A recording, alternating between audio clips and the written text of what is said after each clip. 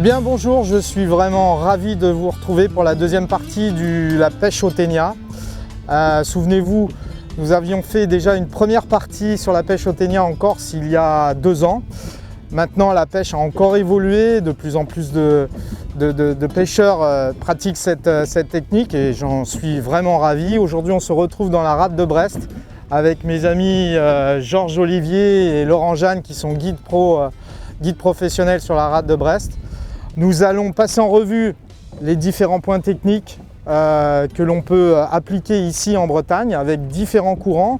On va pouvoir voir aussi sur les grammages, refaire un petit peu le point sur les tresses, le matériel à utiliser.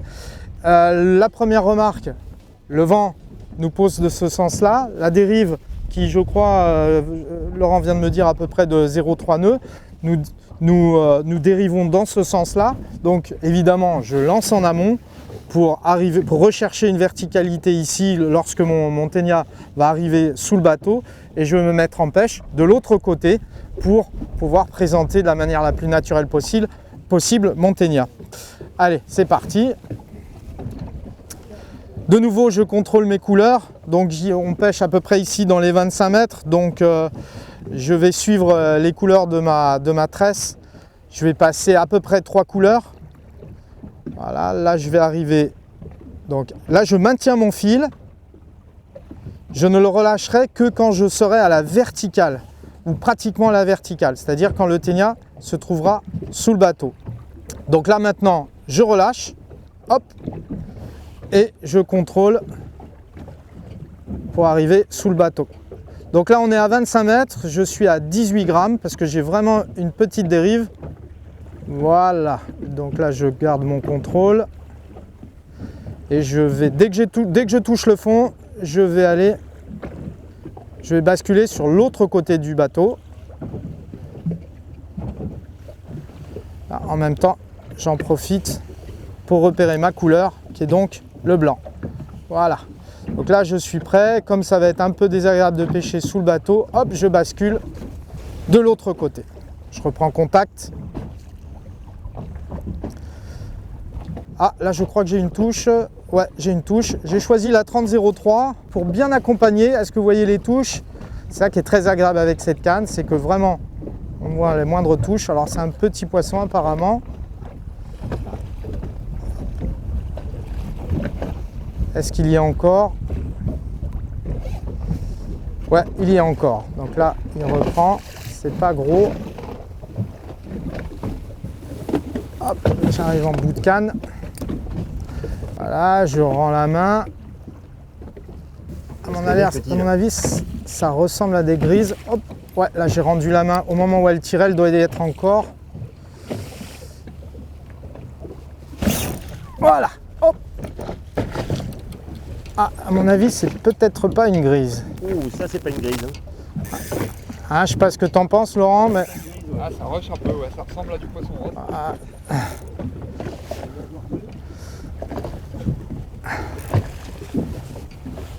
Alors c'est marrant parce que ça m'a fait vraiment des toutes petites touches. Et là j'arrive pas à lui rendre la main. J'arrive pas à reprendre un peu de... Pas lui rendre la main mais reprendre un peu de fil. Pour l'instant c'est un peu lourd. Hop.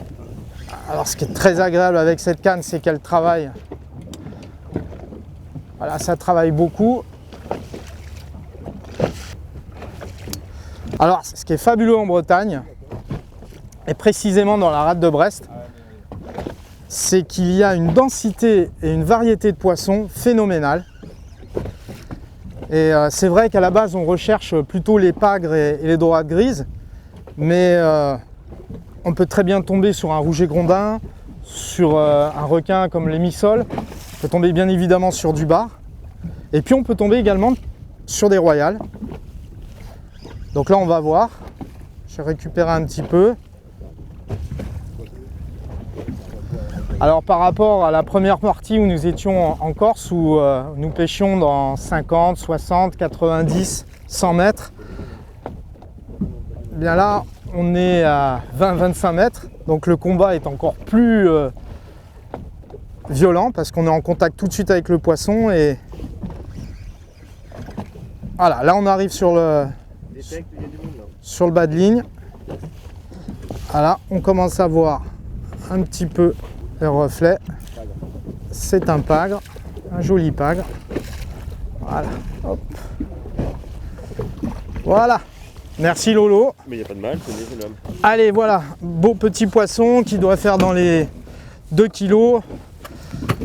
Hop, alors, c'est un poisson qui a pris encore une fois sur la ciste, évidemment parce que l'hameçon principal n'a pas pour fonction primaire de prendre le poisson, c'est surtout la ciste. Et là encore une fois la meilleure démonstration que les poissons qui tatillonnent un peu se piquent principalement sur la ciste. Voilà, on va le décrocher gentiment et puis on va le remettre à l'eau. Allez, c'est parti. Alors je voudrais revenir sur la prise de ce poisson sur la ciste. En fait, il faut revenir à l'origine de la pêche du ténia au Japon. Effectivement, à l'origine, le ténia était constitué d'une boule en plomb avec des formes différentes et ensuite une tige en fer sur laquelle on venait empaler la gambasse. Seule la ciste avait pour vocation d'accrocher les poissons. Donc avec le temps et l'évolution, les ténias ont évolué et on a adapté un hameçon sur cette boule en plomb. Mais cet hameçon est obligatoirement en acier tendre. Alors pourquoi en acier tendre? Eh bien tout simplement parce que lorsque l'on s'accroche dans le fond, on va venir piquer la pointe. Donc le travail va se faire comme ceci et la pointe va s'écarter et on va pouvoir se décrocher et non pas laisser le ténia dans le fond. Ensuite, alors là vous allez me dire, oui mais si on a un acier tendre et que l'hameçon se tord, on va perdre les poissons. Eh bien non, parce que la force se fait ailleurs sur un hameçon quand on prend un poisson. En fait, le travail se fait ici, sur cette courbure, car la chair ou la gueule du poisson va tirer ici, sur la courbure. Donc le travail va se faire linéairement, c'est-à-dire ça va tirer par là et non pas par là. Et donc là, l'hameçon va tenir. L'autre particularité de cela, eh bien, si on utilise un hameçon trop dur en acier dur, eh bien, la pointe peut se casser. Donc dans les deux cas, si on utilise un acier trop dur, soit on reste sur le fond et on perd la totalité du ténia, soit on pète l'hameçon au niveau de la courbure. Donc le choix d'un acier tendre dans le cahier des charges d'un ténia est volontaire et permet de conserver à la fois le ténia, de remonter les poissons. Et par rapport à la ciste, vous imaginez bien que si, alors là je vous montre la ciste, vous imaginez la gambasse et ici la ciste. Vous imaginez bien que si le poisson est capable de coffrer cet hameçon principal, bien évidemment il va coffrer aussi la ciste. Donc dans tous les cas de figure, la ciste prendra le poisson. Alors la préparation des appâts, c'est toujours la même. Il y a 2 ans, on préparait avec les bishaki qui reste une valeur sûre, qui est un produit liquide. Et là, cette année, on a découvert un autre produit qui a à peu près les mêmes fonctions, qui s'appelle le baku baku. Moi, ce que j'aime dans ce produit, c'est qu'il dessèche la chair et la rend donc plus ferme. Il y a toujours les mêmes fonctions que les bishaki, à savoir les attractants, les acides aminés, et en plus il y a des phéromones ultra bite qui développent l'agressivité du poisson. Donc là on le laisse un petit peu, on saupoudre notre barquette de gambas de cette manière, on les laisse un petit peu pendant 5-10 minutes. Là moi je ne vais même pas attendre, je vais m'en préparer une tout de suite et on va pêcher.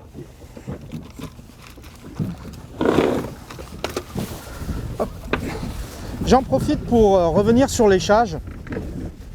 Important, on commence toujours par la ciste. On prend donc cette dernière partie pour venir rejoindre la tête. Donc là, on solidarise la tête au corps de la gambasse.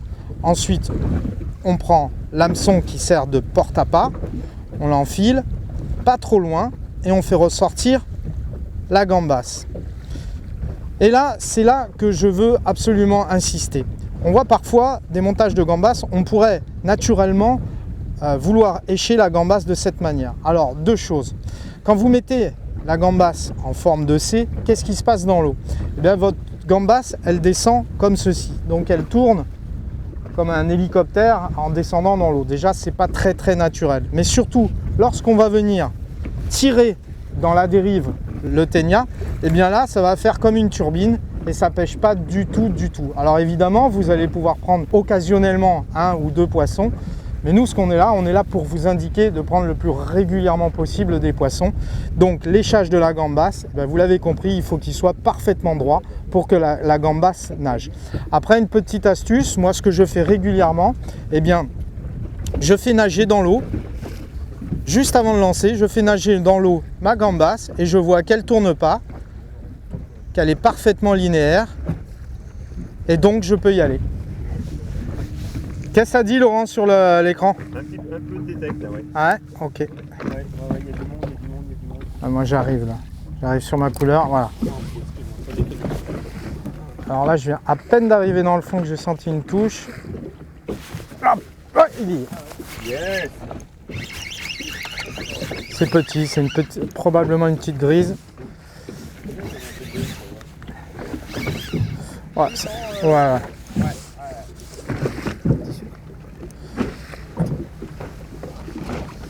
Ah, peut-être pas. C'est marrant, ça me fait pas penser à un sparidé. Ah si, c'est une petite grise. Mais... Donc là, on voit le poisson arriver. Bon, je vais pouvoir la décrocher rapidement. Non, c'est bon, t'embête pas. Voilà. Donc là, on voit encore qu'elle a pris sur la ciste. Tac, voilà. Donc là, on n'a pas besoin de la sortir du bateau. Tac, on va la laisser tranquille. Hop. Donc, voilà la petite grise. Hop. Et voilà. Belle petite grise. Yes, poisson. Ah, voilà, bravo Lolo. Impeccable. Ah, superbe, encore un beau poisson.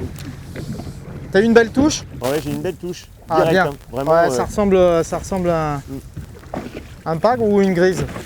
ça sent les coups de tête de pagre. Ouais, ça sent les coups de tête de pagre. Bien. Et c'est encore un cas d'école. Hein. Petite touche au début et grosse lourdeur. C'est vraiment la touche du sparidé, quoi. Le moment où il tue sa proie sur place. Et une fois que la proie est broyée, il l'aspire. Donc là, Laurent prend volontairement son temps pour remonter le poisson, parce que ce qui est très important pour la relâche, voilà, on est sur 25 mètres, c'est de respecter les paliers. Alors respecter les paliers, ça veut dire quoi? Ça veut dire laisser le temps au poisson de dégazer. Je pense qu'à l'arrivée au bateau, on va pouvoir, dès qu'on voit le poisson, on va pouvoir voir un petit chapelet de bulles qui va justement signifier que le poisson a pu dégazer, qu'on puisse de façon à le remettre à l'eau dans les meilleures conditions. Voilà, on commence à l'apercevoir. Épuisette. Voilà, donc là, à ce moment précis, il faut vraiment prendre son temps. Pas se presser à vouloir le remonter. De toute façon, il est piqué. Là, ça y est, il a décompressé. Regarde, on voit le chapelet de bulles. On voit le chapelet, absolument.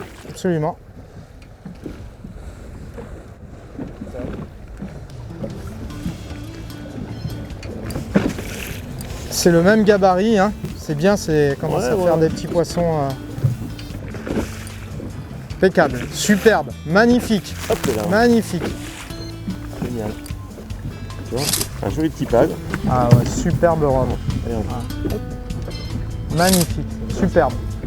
Bon, on va se dépêcher de le décrocher. Nickel. C'est bon? Allez. Génial. Super.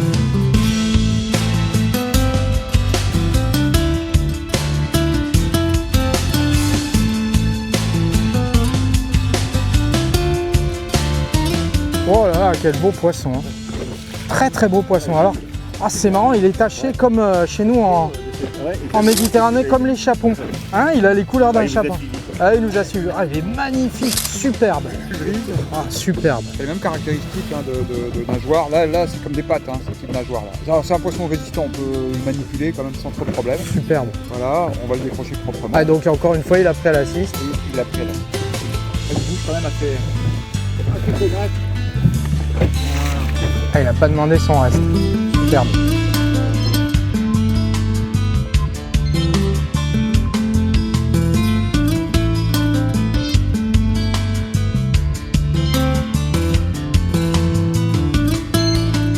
c'est des steaks, oh.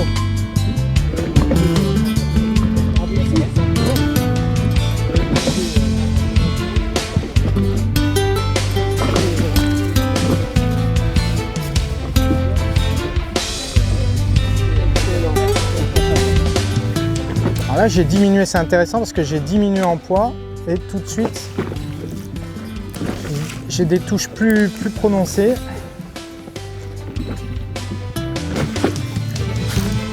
Et voilà.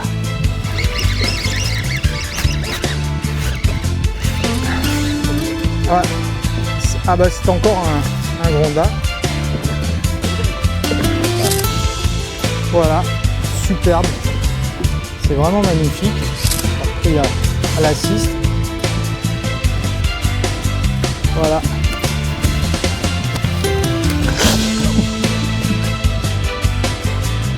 Hop.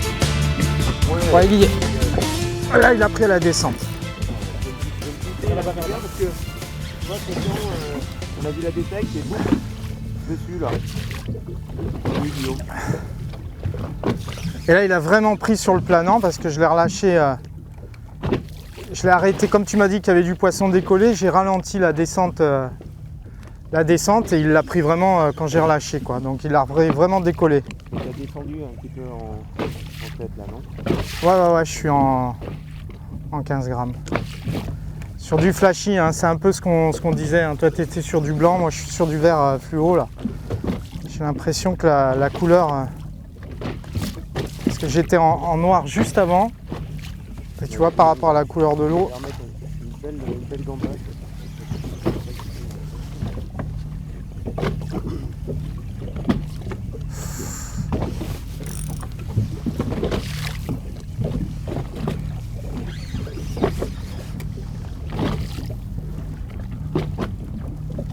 Bizarre, c'est un poisson qui remonte. Ouais, ça ressemble pas à un pagre hein, pour moi. Ah ouais? Non. Elle est déçue. Bah, je sais pas, c'est pas le combat d'un pagre. Il y a du bar ici ou pas? Ouais. Ah, tu vois, je serais pas surpris. Ça semble. La ligne était. Ah oui, oui. Ah, Yes. voilà. Tu vois, c'était l'écharpe qu'on voyait tout à l'heure. On l'a bien vu, on l'a bien vu sur le fondeur. Ah. Cool.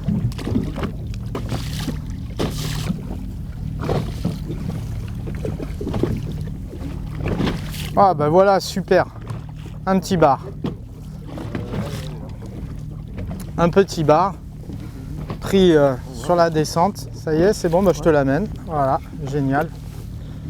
Bah, intéressant sur l'aspect diversité des poissons. Merci bien. Et ben voilà, super. Au petit bar, on va essayer de le prendre. Voilà. Super. Bon, c'est un poisson qui est de petite taille, mais bon, ça change. On va le décrocher et on va le remettre à l'eau. Allez. Et bien voilà encore une magnifique démonstration de la diversité des poissons que l'on peut prendre au ténia. On en reparlera tout à l'heure, mais ceci est lié beaucoup à la forme des ténias. C'est-à-dire qu'en fonction de leur présentation dans les différentes couches d'eau, ben, ils sont susceptibles de prendre du poisson pélagique lorsque l'on traverse les couches d'eau. Mais on en reparlera tout à l'heure. Oh, c'est beau ça! Bien vu Lolo! Ça c'est un pack. Bravo Lolo! Super. Bien.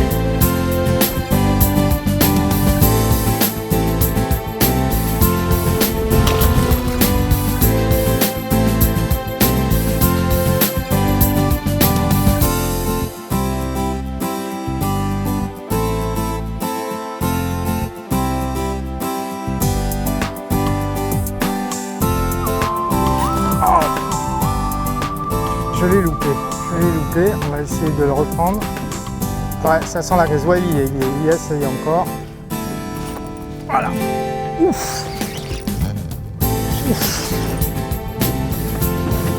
Tu veux prendre la canne pour sentir un petit peu le... Ah. Oula, je vais morfler là. Je vais morfler. Oula. Ah oui, je sais pas si vous voyez en même temps là. La touche là.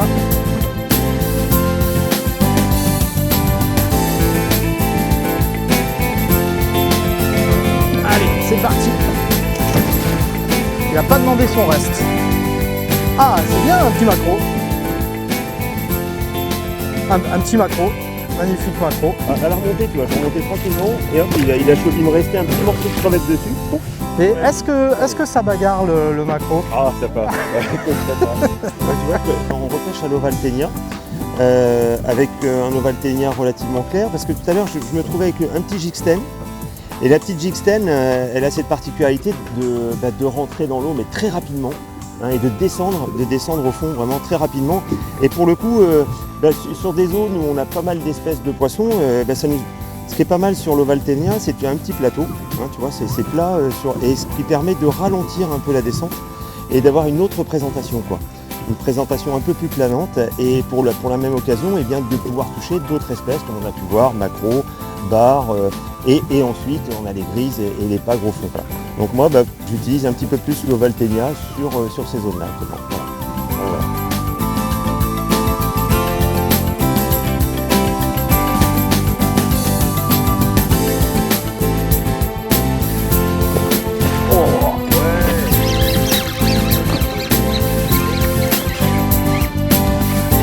Alors là, il m'a vraiment pris à la descente. Hein. Juste au-dessus du fond. Non, c'est une grille. C'est une grille. Voilà.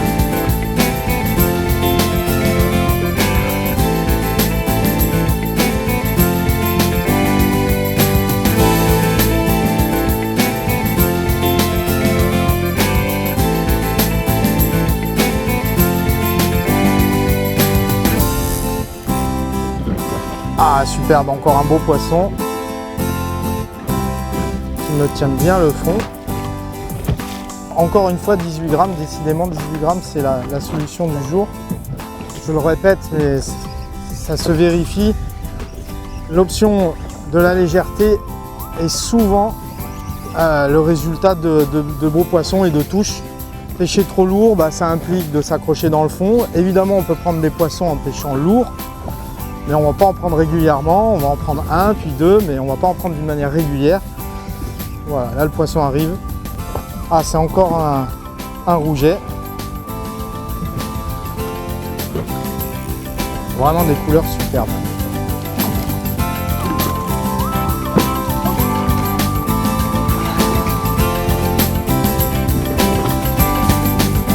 Et voilà. Yes, voilà. Ouh, beau poisson. Ah, qu'est-ce que j'aime quand le vent se lève un petit peu comme ça. Waouh. Ça, on va se régaler là. Ah, touche. Voilà. Yes. Allez, doublé Guillaume, Ouais. Lyon là. Ouf. Génial. Ça y est, on fait chier un petit peu de carbone. Ouais. Génial. Super. Super. Ah, ouais, beau poisson. Hein.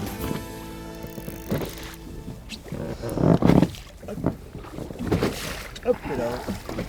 Tu vois quand même, il y a vraiment plus de temps qui est sorti là. Ouais, c'est sorti d'un seul coup juste avant l'étale. Et là, les touches s'enchaînent. Ah, quel bonheur. Voilà. Là, la canne travaille magnifiquement bien. Elle amortit, elle fait le combat elle toute seule. On n'a pas besoin de se presser. Je pense que celui qui est dans les cuvettes, il dit peut-être pas la même chose. Ouais, ouais, j'essaye.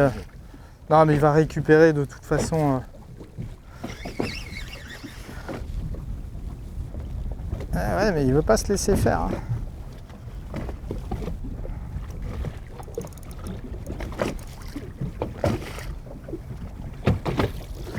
Voilà, ça arrive.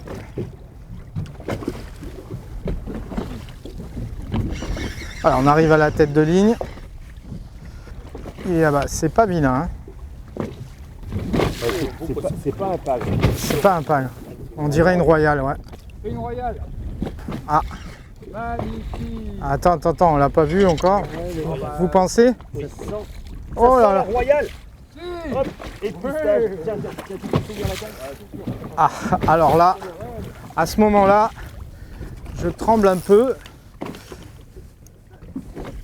C'est marrant là, d'un seul coup. Ovaltenia, Ouais, c'est marrant, d'un seul coup, je le prends beaucoup moins cool, le combat. non, ça va le faire, Guillaume. Ouais. Un joli plateau là. Ouais, c'est bon. Vas-y, allez. Je sens bien. Ouais. C'est ma première royale. Allez, tu envoies. Allez, Guillaume. Oui, ça va bien se passer.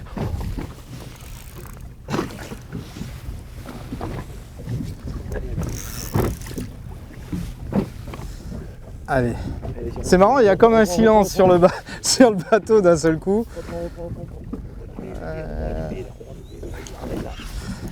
Celle-là.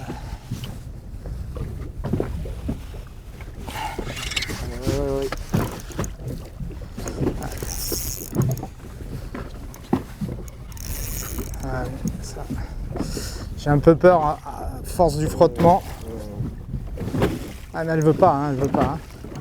Tu veux que je remonte un peu avec le bateau? Non, ça va aller, je préfère, on va... On démarre avec le bruit. Ouais.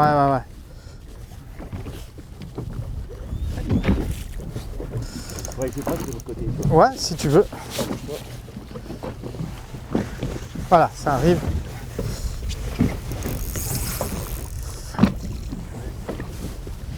Allez. Ah, parce que là, je suis un même pas peu si elle va fin, rentrer. je suis en 31. Je veux pas forcer de trop. Là, une fois que tu me l'envoies, on va le faire glisser.